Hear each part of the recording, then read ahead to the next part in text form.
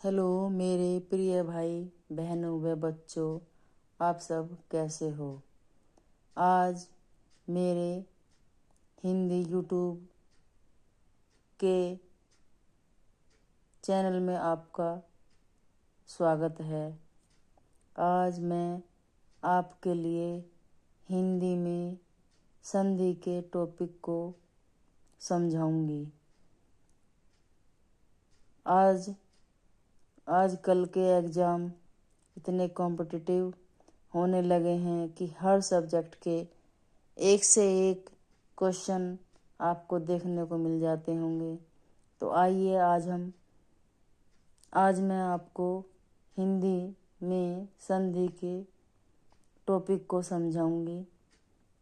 और अगर आपको अच्छा लगे तो लाइक करना ना भूलें, कमेंट करना, सब्सक्राइब करना, शेयर करना व बेल बटन दबाना ना भूलें।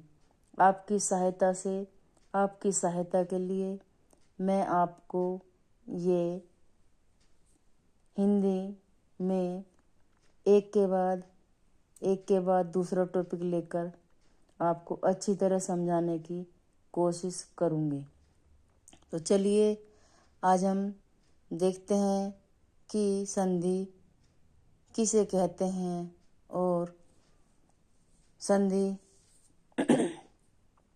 कितने प्रकार की होती है।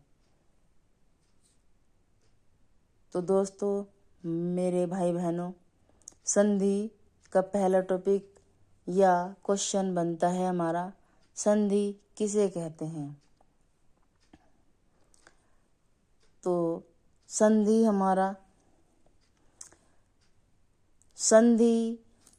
ये वाला हमारा संधि तो सीधे वर्णों में, सीधे शब्दों में कहा जा सकता है या समझा जा सकता है कि संधि का जो शाब्दिक अर्थ होता है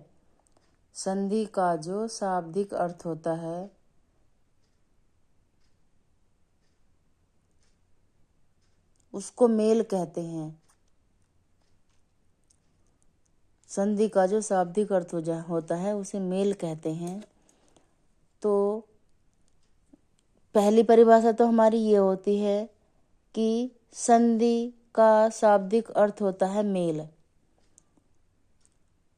दूसरा परिभाषा हमारी ये बनती है, दो निकटवर्ती वर्णों के परस्पर मेल से जो वर्णों में परिवर्तन दिखाई देता है या परिवर्तन हो जाता है उसे हम संधि कहते हैं।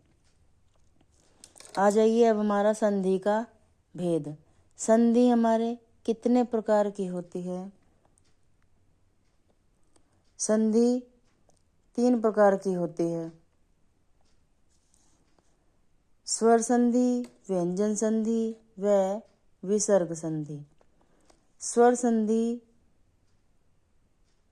की परिभाषा कुछ इस प्रकार से है, दो स्वरों के मेल से जो विकार होता है उसे स्वर संधि कहते हैं।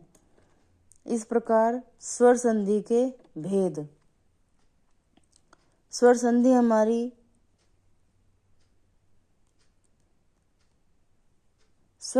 हमारी 5 प्रकार की होती है। स्वर संधि हमारी 5 प्रकार की होती है। दीर्घ संधि। आइए दीर्घ संधि के बारे में। पहली संधि हमारी दीर्घ संधि होती है। तो चलिए दीर्घ संधि के बारे में पढ़ते हैं। ह्रस्व या दीर्घ संधि। ह्रस्व या दीर्घ संधि के ये 3 वर्ण होते हैं, 3 स्वर होते हैं। जहाँ आपको ये वर्ण देखने के लिए मिल जाएं, ऊ के पश्चात क्रमशः ह्रस्व दीर्घ या स्वर आए तो दोनों को मिलाकर दीर्घ संधि बन जाती है। जैसे कि आपने देखा होगा ह्रस्व या दीर्घ संधि। छोटे और बड़े स्वर और छोटे स्वर व बड़े स्वर को मिलाकर ये हमारी दीर्घ संधि बनती है। इस प्रकार ह्रस्व दीर्घ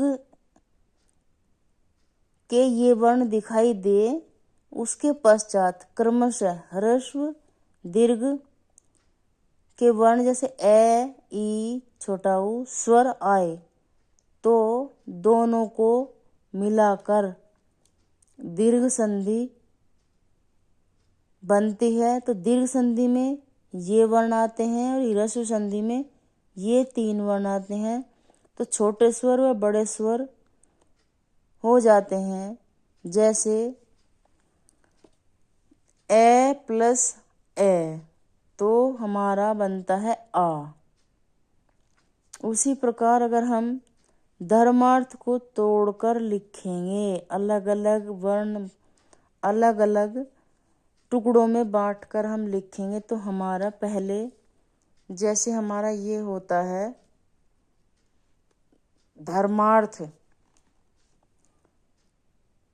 तो धर्मार्थ हमारा ऐसे बनता है धर्म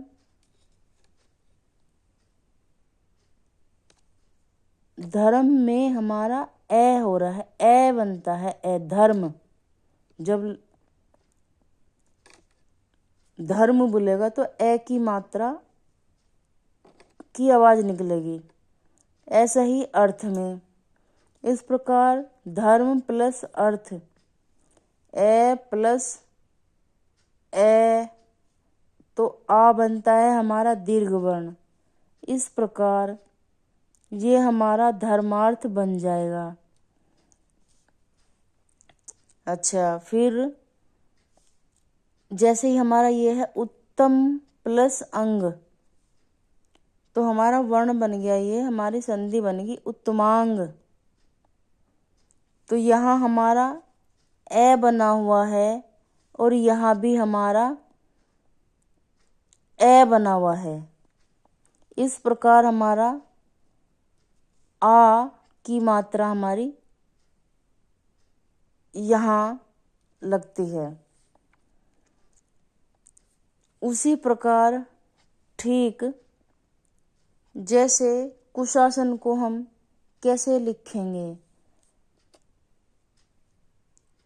कुश प्लस आसन, तो इसमें तो हमारा ए आ रहा है, ए बना हुआ है प्लस आ, तो इन दोनों को मिलाकर ह्रस्व व दीर्घ स्वरों को मिलाकर हमारी दीर्घ संधि बनती है।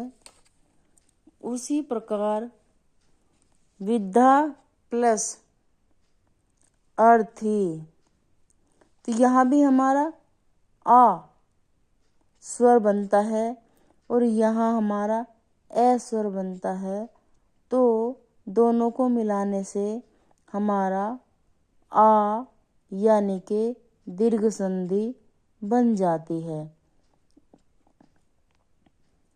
आज की हमारी वीडियो यहीं पर समाप्त होती है। अच्छी लगे ना भी अच्छी लगे फिर भी कमेंट तो कर ही देना, लाइक करना, सब्सक्राइब करना, शेयर करना और कमेंट करना तो बिल्कुल भी ना भूलें। कल की वीडियो में आपको इससे आगे की संधि समझाएंगे। तो मेरे प्रिय भाई बहनों, आज के लिए मैं यहीं तक आपसे थैंक यू करती हूँ। आज की वीडियो मैं यहीं पर एंड करती हूँ।